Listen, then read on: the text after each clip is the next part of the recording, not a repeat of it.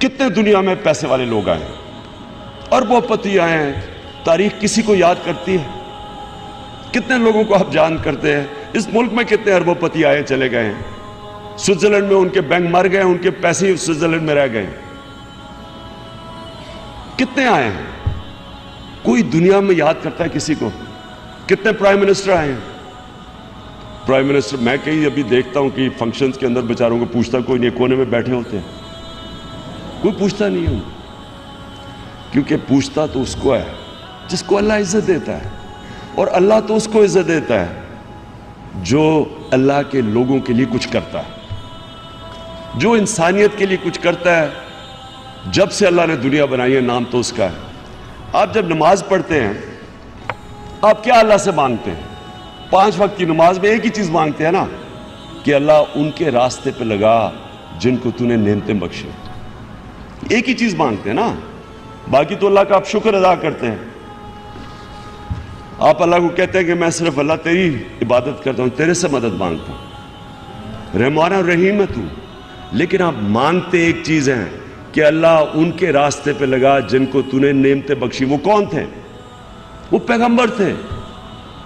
سارے جتنے پیغمبر آئے ہیں آپ ان کے راستے کے لیے ہر روز نماز پڑھتے ہیں۔ وہ جتنے بھی پیغمبر تھے جن کے اوپر اللہ نے نعمتیں بخشی، جن کے لیے آج ہم مرنے کے لیے تیار ہیں، کب سے ہزاروں سال وہ دنیا سے چلے گئے، آج بھی ہم مرنے کے لیے، آج بھی لوگ پیغمبروں کو ان کا نام لیتے ہیں۔ ہم اپنے نبی کے لیے کہ لوگ جان دینے کے لیے تیار ہیں، تو کیا وجہ تھی کہ اللہ نے ہم جب کہتے ہیں کہ اللہ ان کے راستے پہ لگا، تو ان کا راستہ کیا تھا؟ سارے پیغمبر، جتنے بھی پیغمبر آئے تھے وہ حق اور سچ کے لیے آئے تھے، وہ سوشو اکنامک جسٹس کے لیے آئے تھے۔ حضرت موسیٰ رومن جو فرعون تھا اس کی فرعونیت کے خلاف آئے تھے، انصاف کے لیے آئے تھے۔ حضرت عیسیٰ کے اوپر ایک بڑی زبردست کتاب ہے ایک رضا اسلام نے لکھی ہے، The Zealot۔ وہ کہتے ہیں وہ فریڈم فائٹر تھے، وہ جو رومنز کی امپیریلزم تھی اور جو جوئش کلرجی تھی، جو جوئش ایلیٹ تھی، اس کے خلاف عام آدمی کے لیے کھڑے ہوئے تھے، اور ہمارے نبی مکہ کی ایلیٹ کے خلاف کھڑے ہوئے تھے۔ وہاں بھی بڑا امیر تھا اور غریب تھا۔ تو آپ کا جو مقصد ہے، جس طرح ابن خلدون کہتا ہے کہ انسان کا دنیا میں مقصد ہی ایک ہے، to fight for a just society, انصاف کے لیے کھڑے ہو۔ یہ سارے پیغمبروں کا بھی یہ مقصد تھا، یہ آپ کا بھی اللہ نے جو دنیا میں بھیجا ہے۔ اپنے سے پوچھیں کہ میں اس دنیا میں کیا کر رہا ہوں؟ آپ دنیا میں ایک عدل اور انصاف کے نظام کے لیے آئے ہیں، اور لیڈر جو ہوتا ہے وہ جب وہ نکلتا ہی اپنے سے باہر تب ہے جو اپنے سے باہر دیکھتا ہے، اور جتنا وہ سمجھتا ہے کہ اللہ نے مجھے دیا ہے، میرے پہ ذمہ داری ڈالی ہے کہ میں ان کے لیے کیا کرتا ہوں جن کو اللہ نے نہیں دیا۔ تو آپ، اس لیے میں آپ کے پاس آیا ہوں، آپ ایک چند تھوڑی سی پرسنٹیج ہیں اس ملک میں جن کو کوالٹی ایجوکیشن مل رہا ہے۔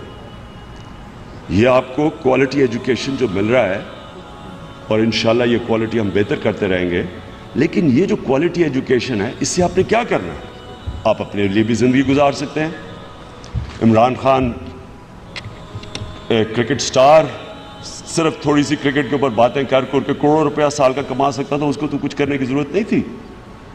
اس کو کیا ضرورت پڑی تھی ہاسپٹل بنائے یا بھرا پھرے یہ گندے لوگوں سے گالیاں کھائے؟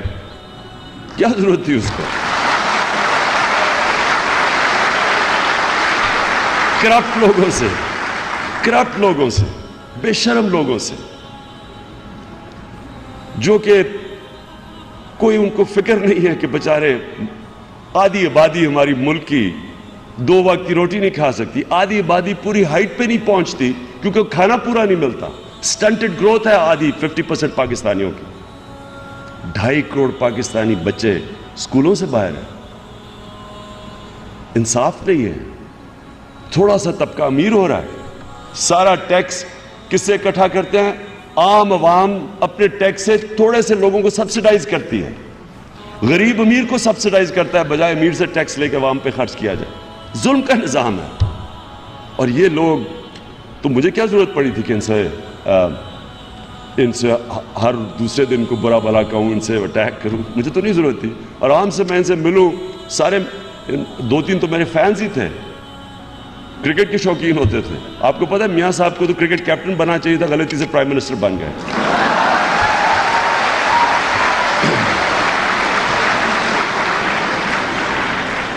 تو اس لیے کہ اللہ نے کرم کیا میرے پہ, کسی سٹیج پہ میرے پہ اس نے جو سب سے بڑا اس کا تحفہ ہے وہ ہے ایمان, وہ اس نے دے دیا. اور جب اس نے دیا تو میں نے ریئلائز کیا کہ مجھے اس نے اتنا کچھ دیا ہے تو میں معاشرے کے لیے کیا کروں. پہلے میں نے ہاسپٹل کا سوچا, اور ہاسپٹل کے بعد میں نے سوچا, جب ہاسپٹل بنا رہا تھا تب میں نے ریئلائز کیا کہ میں تو ایک ہاسپٹل بنا لوں گا, 2 بنا لوں گا, لیکن یہ ملک کا تو مسئلہ نہیں حل ہوگا.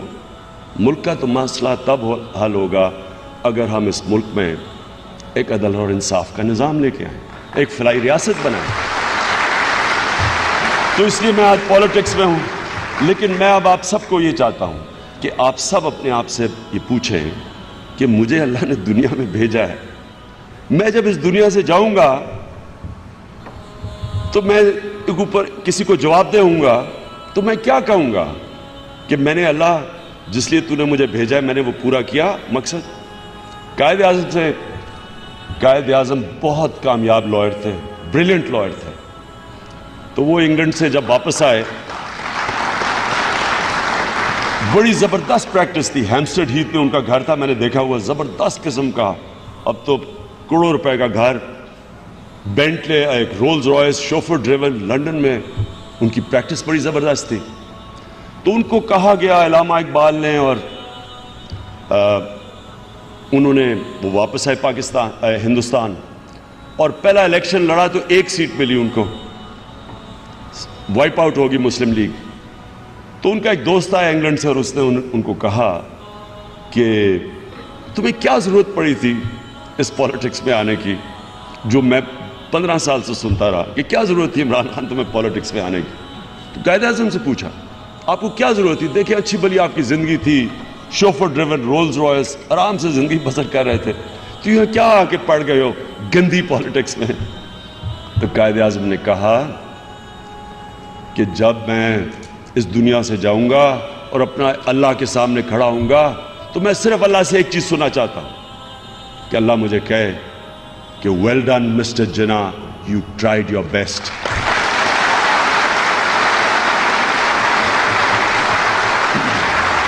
تو آپ سے بھی, آپ بھی یہ اپنے آج فیصلہ کریں. میں اب لیڈرشپ پہ آ رہا ہوں, لیکن آج فیصلہ کریں کہ جب آپ اس دنیا سے جائیں گے تو آپ سوچیں کہ جب آپ نے اپنے اللہ کو سامنے اسے آپ جواب دیں تو اس سے کم از کم کامیاب انسان ہوتا ہے یا نہیں ہوتا, یہ اللہ کے ہاتھ میں, کوشش آپ کے ہاتھ میں. آپ کم از کم یہ کہہ سکیں کہ میں نے کوشش پوری کی, میں نے معاشرے کے لیے کوشش پوری کی, میں نے اپنا فرض ادا کیا کہ مجھے جس لیے پیدا کیا میں انسان تھا, میں نے انسان نے اپنا فرض ادا کیا. تو لیڈرشپ کی سب سے بڑی چیز ہوتی ہے ویژن. آپ کی ویژن کیا ہے, آپ کی خواب کیا ہے, اور وہ ہمیشہ اپنے سے باہر ہونی چاہیے, اپنے اوپر.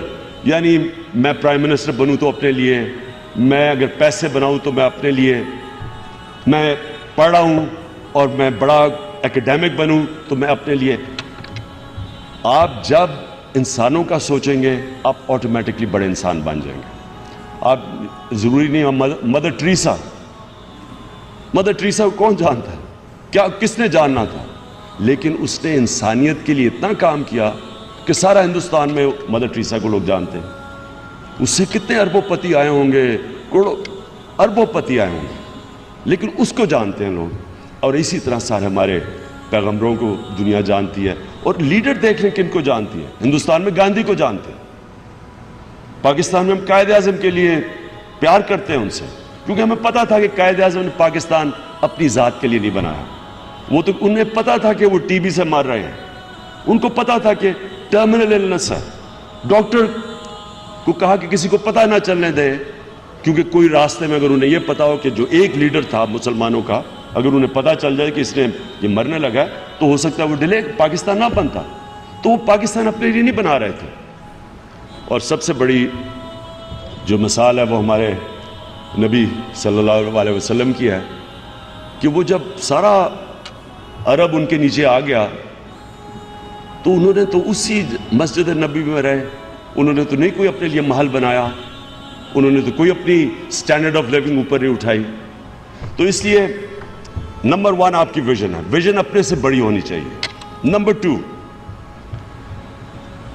جب جو بھی لیڈر ہوتا ہے وہ سب سے پہلے لیڈر کبھی بزدل انسان لیڈر نہیں بن سکتا. اس کو اپنے خوف کے اوپر قابو پانا پڑتا ہے، کیونکہ بزدلی صرف یہی نہیں ہوتی کہ بزدلی کے جب موقع نادان گر گیا سجدے میں جب وقت قیام آیا. بزدل لیڈر تب ہوتا ہے جب کہ ایک ملک کرائسس میں جاتا ہے تو لیڈر کھڑا ہو جاتا ہے. جب برطانیہ سیکنڈ ورلڈ وار کے اندر پریشر میں گیا، کرائسس میں گیا، جب ہٹلر کی فورسز پہنچ گئیں، سارا یورپ فتح کر لیا اور ساروں کو خوف ہو گیا کہ اب بچیں گے یا نہیں، چرچل کھڑا ہو گیا، ایک لیڈر کھڑا ہو گیا، دلیر آدمی تھا اور اس نے ساری قوم کو کھڑا کر دیا. تو اسی طرح جو لیڈر کے اندر دلیری، بزدل آدمی لیڈر بننا کانٹرڈکشن ان ٹرمز ہے، ہو ہی نہیں سکتا. لیکن یہ نہیں ہوتا کہ ہم سارے پیدا ہوتے ساتھ ہی دلیر ہوتے. انسان آہستہ آہستہ اپنے خوف کے اوپر قابو پاتا ہے. 3 مین خوف ہے: مرنے کا، نوکری چلی جانے کا، لائیولیہوڈ چلے جانے کا. لوگ بڑی کمپرومائز کرتے ہیں. بیوروکریٹس ہمارے کئی بڑے تکڑے ہوتے ہیں اور کئی اپنی نوکری کی وجہ سے کمپرومائز کر جاتے ہیں.